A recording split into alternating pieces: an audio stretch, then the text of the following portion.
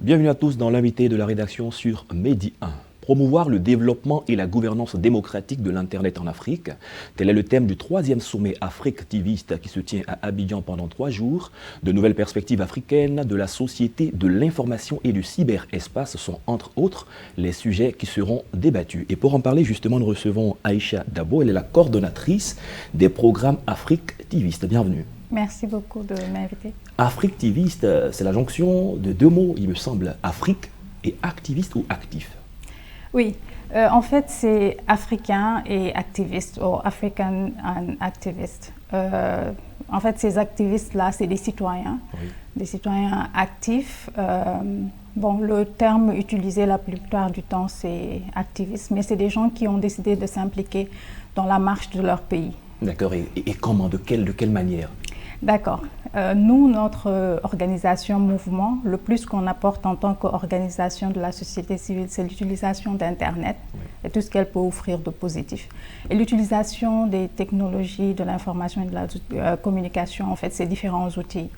Ça, c'est le plus que nous apportons en tant qu'organisation de la société civile. Donc, nous sommes à tous les niveaux, au niveau des quartiers, dans certains pays, des communautés. Il y a des gens qui s'impliquent au niveau régional, national ou continental.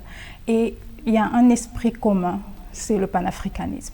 C'est le fait de vouloir le don de soi, le fait de vouloir rendre service à sa communauté, contribuer au développement et au bien-être de sa communauté en général. Mais dans différents secteurs, il y a des gens qui sont impliqués dans la politique, d'autres dans l'économie, d'autres dans le social ou bien la santé. Donc c'est tous les secteurs. Et il n'y a pas que l'Union africaine, les grosses institutions qui ont un sommet. Vous avez également un sommet, vous êtes au 3e sommet. Après donc le sommet du Sénégal, celui du Burkina Faso. Vous êtes en Côte d'Ivoire cette année. Pourquoi un sommet? Oui, un sommet en fait parce qu'on s'est dit que ces organisations africaines que nous avons, que ce soit l'Union africaine, CEDEAO, SADC et autres, peuvent mieux représenter les peuples. Mais ce qu'on voit, c'est souvent qu'ils représentent plutôt les intérêts des exécutifs. Et nous, on veut une nouvelle approche. Bien sûr, on mène des campagnes, on fait du plaidoyer pour que ces organisations-là soient davantage à l'écoute des populations. Mais on ne va pas attendre. On organise nos sommets où nous venons tous ensemble, des gens qui sont membres ou qui sont sympathisants ou qui ne sont même pas un des deux, qui ont quelque chose à apporter de positif pour faire avancer les choses. Donc la thématique de cette année, c'est la gouvernance et le développement et la gouvernance démocratique d'Internet, parce qu'il y a ce risque-là, que l'Afrique reste derrière, en fait, de ne pas profiter de ce que les TIC peuvent offrir. Sur ce point, l'Afrique est bien partie avec la révolution du numérique. Oui, mais il y a toujours des lacunes. On ne peut rien faire sans les gouvernants. On peut faire certaines choses, mais pour qu'il y ait plus d'impact, il faut l'implication des gouvernants, parce que c'est souvent eux qui gouvernent en quelque sorte avec les régulateurs et autres, tout ce qui est Internet. Il y a souvent des coupures d'Internet et c'est des décisions qui viennent des régulateurs des télécoms.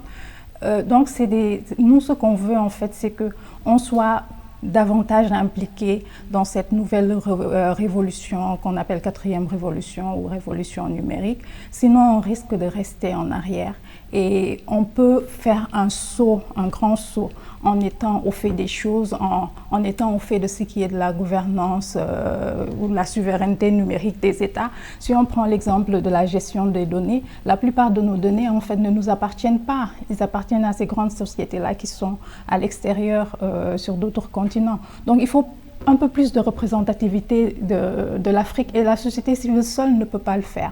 En revenant aux autorités publiques et aux régulateurs, nous voulons que lorsqu'il y a certaines décisions qui sont prises, la société civile ait son mot à dire, qu'elle soit impliquée dans le développement et la gouvernance. D'accord, là vous parlez de décisions prises. Il y a eu déjà 2 éditions de ce sommet. Qu'est-ce qu'on en a tiré? Quel a été l'impact des résolutions? Ok. Le premier sommet, en fait, c'était le lancement officiel de l'organisation en 2015 au Sénégal. Le deuxième, c'était en 2018 à Ouaga. Le premier, en fait, c'était des mouvements qui sont venus, même vision, même objectif, voir comment on peut se soutenir les uns et les autres. Et nous le faisons. Deuxième, ça a été une nouvelle étape où on dit, ok, on fait des choses, maintenant on veut une collaboration avec les autorités publiques. Quand il faut créer ou mettre en œuvre, on est dans la co-construction. On réfléchit ensemble pour mettre en œuvre ensemble. Ça ne veut pas dire que lorsque vous déconnez, on ne va rien dire. N'empêche, quand il y a des causes qu'il faut défendre et on pense que vous avez un rôle important à jouer, on le fait avec vous. Maintenant, on continue. C'est cette étape-là de Abidjan et c'est la gouvernance et le développement d'Internet. Parce qu'il y a beaucoup d'aspects. Il y a les aspects qui concernent les infrastructures. Tout le continent n'est pas couvert pour ce qui est de l'accès à Internet. Oui. Donc, il faut nécessairement que les pouvoirs publics soient plus impliqués et n'utilisent pas nécessairement la répression pour vouloir se faire entendre. On a des cas de coupure d'Internet, des perturbations sur le réseau.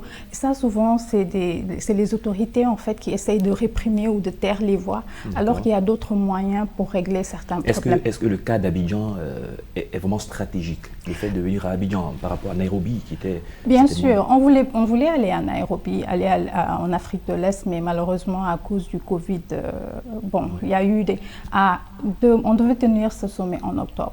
Donc, en fin août, parce qu'il faut une préparation, les autorités ne permettaient pas les regroupements publics. Donc, on s'est rabattu sur Abidjan, parce qu'Abidjan aussi, c'est une grande ville et capitale en Afrique de l'Ouest, à défaut du Nigeria. Donc, on est venu ici parce qu'aussi, en 2010, pendant les élections, nos membres, amis et collaborateurs ici ont fait beaucoup de choses. En utilisant l'éthique. Je peux donner l'exemple de Cyriaque Bourgou, Edith Brou, Mohamed Diaby et autres. Donc, c'est un homecoming, d'une certaine façon, si je peux le dire. Venir à Abidjan, c'est naturel pour nous. Et nous voulons nous faire entendre au niveau continental en parlant ici, à Abidjan. Comme on a l'habitude de le faire. Donc, c'est pourquoi on est venu ici. Et aussi, il y a une histoire. Abidjan, la Côte d'Ivoire se reconstruit depuis la guerre et c'est un message d'espoir que même s'il y a des crises, on peut se relever en tant que nation unie et avancer. Et nous, notre objectif, comme je le disais, c'est que l'Afrique soit unie et on peut se lever, rester positif, même dans les pires situations, savoir qu'il y a des lendemains meilleurs. Donc il y a tout cet espoir-là que la Côte d'Ivoire porte et le fait que nous, on soit venus ici, c'est juste pour renforcer cela. D'accord. Quel est le niveau de responsabilité que Africtivist voudrait occuper à partir de ce troisième sommet, quand on sait que vous êtes des partenaires au développement et que vous n'êtes pas des opposants, vous n'êtes que des contributeurs, mais quand ça ne va pas, vous tapez également sur table? Le niveau de contribution, en fait, nous le faisons à différents niveaux. Parce qu'on a ce qu'on appelle les représentants pays qui nous représentent dans les différentes discussions qui se passent dans les pays. Bien que le siège soit à Dakar, nous avons ce qu'on appelle les volontaires qui sont même dans certaines zones au niveau des villages et ils contribuent à faire passer ce message-là. Ce que nous, on cherche à faire et qu'on fait toujours, c'est de continuer à dialoguer quand il faut dialoguer, mais on tape sur la table quand il le faut. Parce que c'est quelque chose qu'on croit.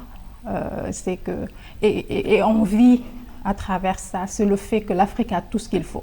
D'accord. Pendant 3 jours, qu'est-ce qui va se passer? Pendant 3 jours, on aura la cérémonie d'ouverture, bien sûr. Ensuite, on aura des panels de haut niveau. On aura des ateliers, il y aura beaucoup d'ateliers et de panels. Et chaque atelier et panel a un livrable. Ce n'est pas juste un rendez-vous où on vient pour discuter et puis on part, non.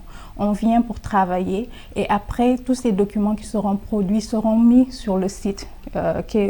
Nos collaborateurs pourront y avoir accès pour le plaidoyer, pour écrire de nouveaux projets. Parce que c'est comme ça qu'on fonctionne. Tout ce qu'on produit, on le met sur notre site pour le rendre open source et pour que d'autres puissent répliquer le modèle dans d'autres pays. Je voulais juste ajouter qu'aussi cette année, la particularité, c'est le fait qu'on a lancé le premier prix Africtivist pour l'action civique. Et nous allons le décerner le 12 au soir. Et nous avons 5 finalistes donc, qui vont nous rejoindre. Ils vont faire un pitch pendant la soirée. Et il y a le gagnant aura $10 000. Les autres, bien sûr, on va leur donner chacun $1 500. Et ce prix, nous l'avons lancé en fait pour montrer qu'en tant qu'organisation, même si on n'est pas financièrement aussi grand que les autres, qu'on peut faire quelque chose pour reconnaître d'autres personnes qui font de belles choses dans leur pays, qui font de belles choses pour le continent. Et votre présence sur ce plateau montre qu'il y a une place de choix réservée également aux femmes bien et aux sûr. hommes. Merci d'être placé sur notre plateau. Je rappelle que vous êtes Aïcha Dabo, la coordonnatrice des programmes Africtivistes. Et avec vous, nous avons parlé du 3e sommet Africtiviste que vous avez ici en Côte d'Ivoire, après celui du Sénégal, du Burkina Faso. Bon vent à vous. Merci beaucoup. C'est la fin de cette émission. Merci à tous de l'avoir suivi. Excellente suite de nos programmes.